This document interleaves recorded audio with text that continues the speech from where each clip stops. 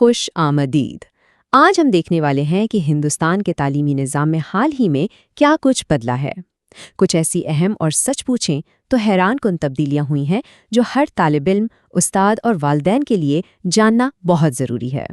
تو چلیے شروع کرتے ہیں اس کا تجزیہ۔ چلیں ایک سیدھے سے سوال سے شروعات کرتے ہیں۔ سوچئے کہ ایک کلاس ہے جس میں 61 بچے ہیں، تو قانون کے مطابق وہاں کتنے ٹیچرز ہونے چاہیے؟ 1، 2؟ ذرا سوچئے اس پر۔ جواب شاید وہ نہ ہو جو پہلی نظر میں لگتا ہے، اور اکثر لوگ اس کا جواب غلط دیتے ہیں۔ اس کا صحیح جواب ہم آگے چل کر ضرور دیکھیں گے۔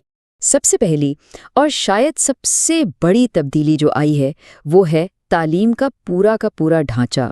وہ سسٹم جو کئی دہائیوں سے چلا آ رہا تھا اب مکمل طور پر بدل دیا گیا ہے۔ ہم سب 10+2 والے سسٹم سے واقف ہیں، لیکن اب وہ سسٹم ختم ہو چکا ہے۔ قومی تعلیمی پالیسی 2020 کے تحت اس کی جگہ ایک بالکل نئے ماڈل نے لے لی ہے، اور وہ ہے 5+3+3+4۔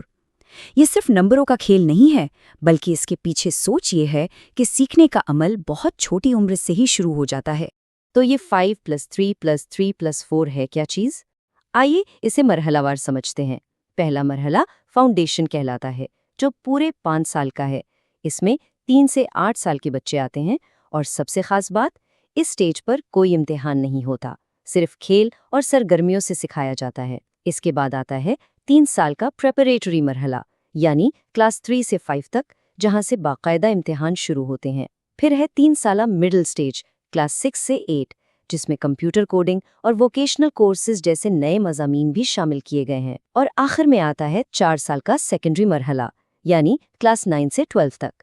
یہاں سب سے بڑی تبدیلی یہ ہے کہ سائنس، آرٹس اور کامرس کی جو سخت تقسیم تھی، یعنی سٹریمز، اسے ختم کر دیا گیا ہے۔ اب طلبہ اپنی مرضی کے مضامین چن سکتے ہیں۔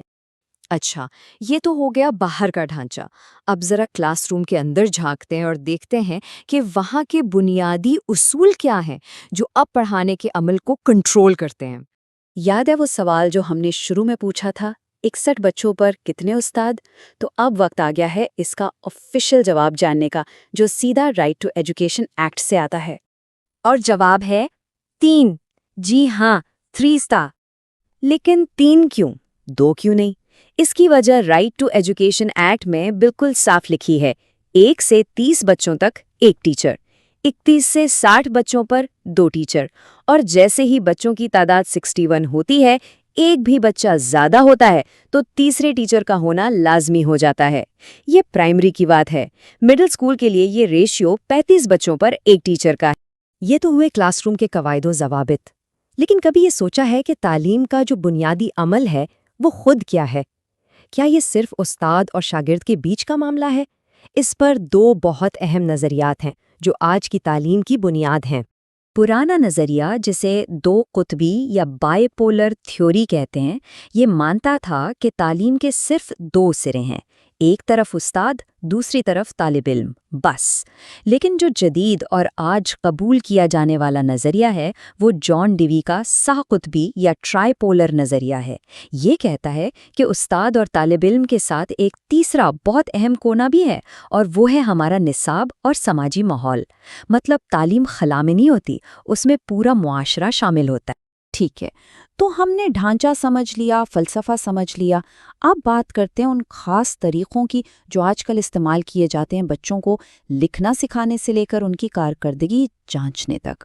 پڑھانے کے 2 بنیادی طریقے ہیں: استخراجی یعنی ڈیڈکٹیو، جس میں پہلے اصول بتا دیا جاتا ہے اور پھر مثال دی جاتی ہے۔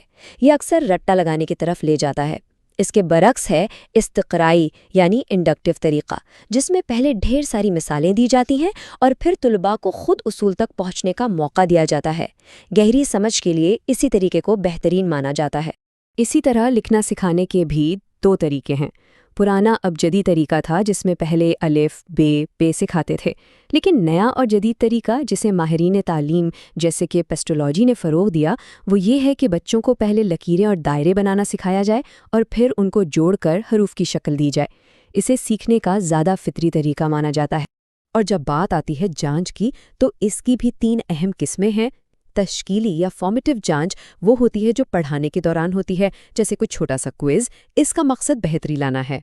تکمیلی یا سمیٹیو جانچ آخر میں ہوتی ہے، جیسے فائنل امتحان جس کا مقصد نتیجہ دینا ہے، اور تشخیصی یا ڈائگنوسٹک جانچ کا مقصد یہ پتہ لگانا ہے کہ سیکھنے میں اصل مشکل کہاں آ رہی ہے۔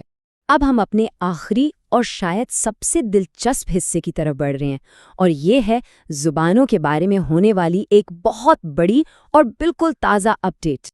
دیکھیے، 2004 میں تمل کو پہلی کلاسیکی زبان کا درجہ ملا، پھر سنسکرت، تیلگو، کنڑ، ملیالم اور اڑیا بھی شامل ہوئیں۔ 2014 تک کل 6 زبانیں تھیں، لیکن پھر 2024 میں ایک بہت بڑا اضافہ ہوا جس نے اس فہرست کو ہی بدل کر رکھ دیا۔ اور اب ہندوستان میں کلاسیکی زبانوں کی کل تعداد ہے 11۔ جی ہاں، 2024 میں مراٹھی، پالی، پراکرت، آسامی اور بنگالی کو بھی اس فہرست میں شامل کر لیا گیا ہے۔ زبانوں کے بارے میں ایک عام غلط فہمی کو دور کرنا بھی بہت ضروری ہے۔ آئین کے مطابق ہندی ہندوستان کی قومی زبان نہیں بلکہ سرکاری زبان یعنی آفیشل لینگویج ہے۔ انگریزی معاون سرکاری زبان یعنی ایسوسیٹ آفیشل لینگویج ہے، اور اردو آئین کے 8ویں شیڈول میں شامل 22 زبانوں میں سے ایک ہے۔ تو آئیے ان تمام اہم نکات کا ایک تیز سا خلاصہ کرتے ہیں۔ تعلیمی عمل اب 2 قطبی نہیں، 3 قطبی ہے۔ 61 بچوں پر 2 نہیں بلکہ 3 استاد لازمی ہیں۔ کلاسیکی زبانیں اب 6 نہیں 11 ہیں، اور ہندی قومی نہیں بلکہ سرکاری زبان ہے۔ یہ وہ نئی حقیقتیں ہیں جنہیں اب سمجھنا ضروری ہے۔ اور اس پورے تجزیے کا نچوڑ شاید یہی ایک جملہ ہے جو جان ڈیوی کے نظریے سے نکلتا ہے: تعلیم کوئی الگ تھلگ چیز نہیں ہے۔ استاد اور شاگرد خلا میں نہیں ہوتے، بلکہ وہ سماج اور نصاب کے ذریعے ایک دوسرے سے اور پوری دنیا سے جڑے ہوتے ہیں۔ تو آخر میں ایک سوال سب کے لیے، اب جب کہ سائنس اور آرٹس کی دیواریں گر رہی ہیں اور کلاسیکی زبانوں کا خزانہ بڑھ رہا ہے، تو آنے والی نسل کے طلباء مضامین کے کون سے نئے اور دلچسپ امتزاج منتخب کریں گے؟ یہ سوچنے کی بات ہے۔